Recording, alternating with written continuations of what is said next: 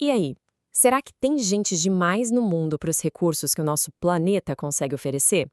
Olha, essa é uma das discussões mais antigas e mais quentes da geografia. É um debate que começou, mais de 200 anos atrás e, como a gente vai ver, continua super atual. Vamos direto ao ponto com a pergunta que está no centro de tudo.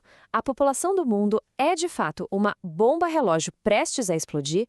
Ou será que o problema é outro? Para a gente entender as respostas para isso, a gente precisa voltar lá no comecinho. Ok, vamos nessa. A nossa viagem começa lá na Inglaterra, finalzinho do século XVIII, com um cara chamado Thomas Malthus. Ele era economista e clérigo e foi o primeiro a botar essa preocupação no papel de um jeito mais, digamos, sistemático. A ideia central do Malthus era bem direta e, para a época, era bem alarmante. Ele percebeu o seguinte: a nossa capacidade de ter filhos é muito, mas muito maior do que a nossa capacidade de produzir comida.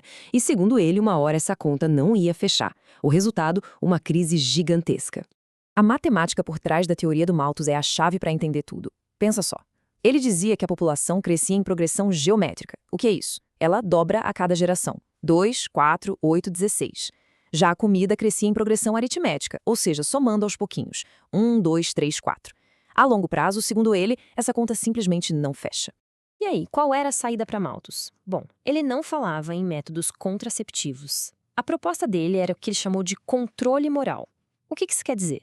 Basicamente, que as pessoas deveriam se casar mais tarde e, por consequência, ter menos filhos.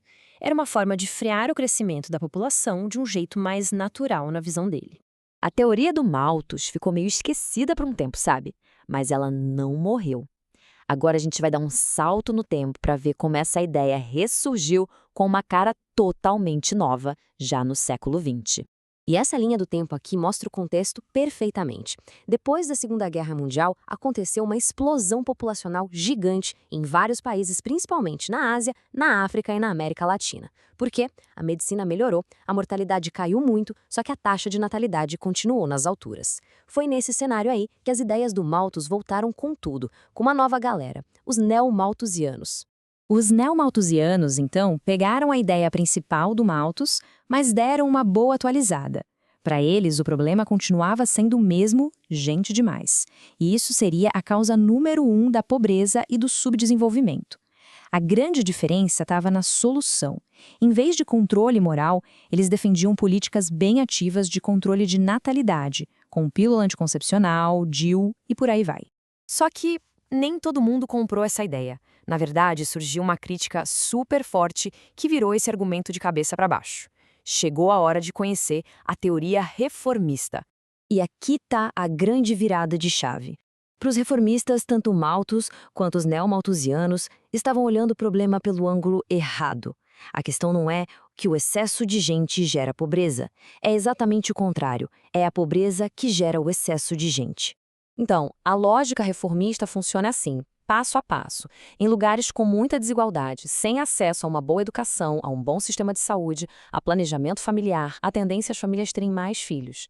Por isso, a solução não é sair distribuindo pílula. A solução é investir em desenvolvimento social, melhorar a qualidade de vida das pessoas. Isso sim é o melhor contraceptivo que existe. Para ficar bem fácil de entender, vamos pensar numa pizza.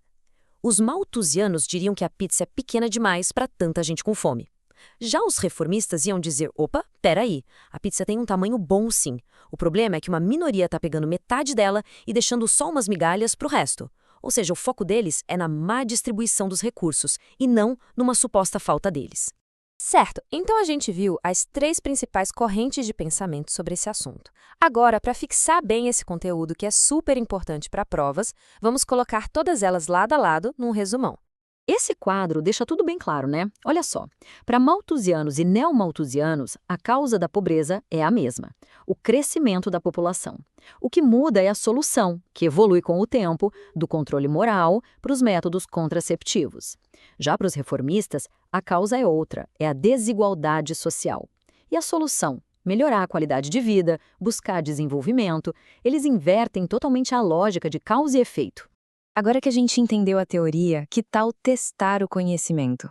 Essa parte é fundamental para quem está se preparando para o Enem e outros vestibulares. Vamos lá? Lê com calma, hein? A pergunta foca exatamente no ponto de briga entre as duas teorias. Qual dessas alternativas mostra a essência da crítica reformista? Pensa um pouquinho aí. Isso aí, a resposta certa é a B. Perfeito.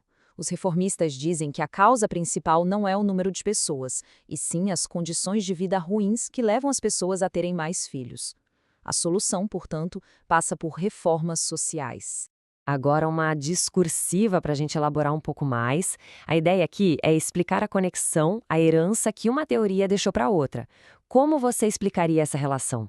Olha, uma resposta ideal ia destacar que a teoria neomalthusiana é basicamente uma atualização, uma versão 2.0 da malthusiana. O diagnóstico é o mesmo, muita gente para poucos recursos, mas o contexto histórico é outro e as soluções propostas são modernizadas, pensadas para o século XX. E para fechar, fica aqui uma reflexão. Se a gente olhar para o mundo hoje, com toda a discussão sobre mudanças climáticas, sobre desigualdade, sobre o uso dos recursos, qual dessas teorias parece fazer mais sentido para explicar os nossos desafios? Ou será que a resposta está numa combinação de todas elas? Fica aí uma ótima pergunta para a gente continuar pensando. Valeu por acompanhar essa análise